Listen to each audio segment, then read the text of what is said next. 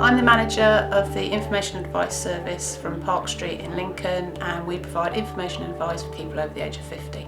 We break the service down into two parts. There's the information side and the advice side.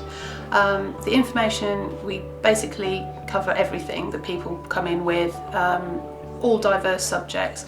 We tend to say to people, if we don't know the answer, then we will find out that information for you and get back to you with that information. We give advice in 3 or 4 main topics. That's benefit and welfare benefit advice, housing, and social care, community care advice. I mean, I couldn't have managed without them when Alex had his strokes and had to go out into nursing, because I got reams and reams of financial documents, you know, and I read the first page and then I just dumped them and said, I can't do this, I can't do this. And somebody said, oh, they do that sort of thing at AgeUK. So I rang up and asked if I could have any help, and I got Gemma on the advisory thing, and she came out and she sat here for about 2.5 hours. And she filled in all these forms, you know, with a series of questions, and we answered all the things, and I got the bank statement and everything that she needed to back it up. And then, and as she was leaving, she said, did I have attendance allowance? And I said, no. And she said, I think you should have it. I'll bring the paperwork down, and she did the paperwork for me. The role I have is AgeUK advisor.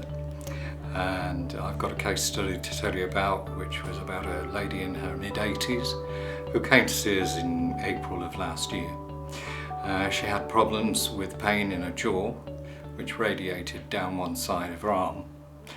She was unable to use the arm, she couldn't lean on it, she was having difficulty turning in bed, made showering difficult, eating nigh impossible, everything had to be liquidised for her. We helped the lady by completing an attendance allowance claim form. That does take a considerable amount of time, i.e. around about a couple of hours, which goes into various personal details of the client.